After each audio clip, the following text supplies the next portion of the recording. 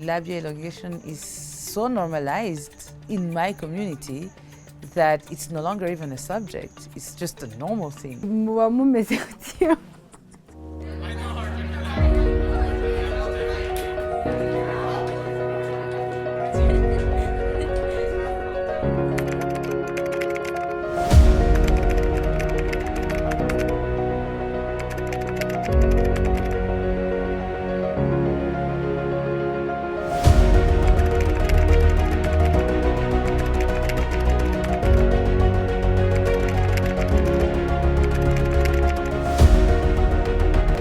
My name is Denise Teta.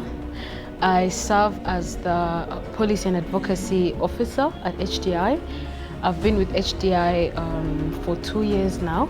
Today's event was about, we watched a film or a movie, sort of a documentary about culture or traditional practice that's been done for several years. So obviously Rwandans in general were very attached to things that are very traditional. The practice is called labial elongation or guchimyeyo or gukuna in our language. It's a practice that is done on mostly pubescent girls, about 10 to 15. It is marketed or pushed forward as a practice that is meant to be pleasing for when you're married or for your husband. And it's a practice that as HDI, we believe it can be quite harmful or have harmful effects on the girl child, especially in those years of development. Gushimira abantu badufashije abanyamakuru ndetse na equipe yakoze no filmu mu byukuri yakoze no documentaire nziza y'abaje abantu batandukanye biradushimishije kandi turizera ko ibyavuyemo bizakomeza kuba ibyo twageza ku bantu benshi bagatanga ibitekerezo ndetse n'inama zagiye tuzashyira mu bikorwa.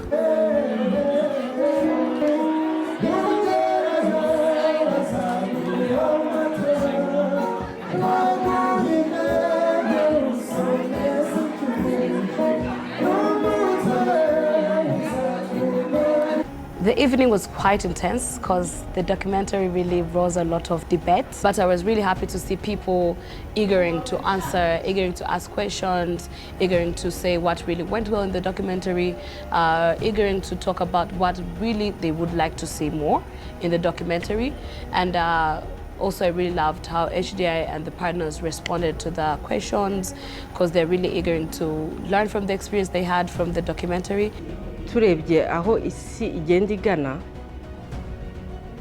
ni byiza ko batangira kubwira abantu ko kuko harimo nk'abana bakura ugasanga ntabyo yazi, ntabyo yakorewe, ntabyo yabwiwe, ugasanga afite ipfunwe yuko atazagira urugo rwiza kuko nta myeyo yaciye.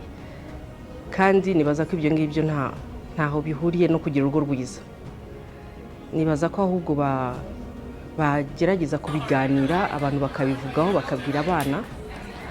Umuntu yabishaka kubikora ku giti cye akaba yabikora, ariko nanone ntibabe byatera abandi abatarabikoze cyangwa se ngo bashyireho agahato ku mwana w'umukobwa ugifite imyaka 12 ko agomba kubikora. Nuko mbyumva giye kuri giye ku bwanjye.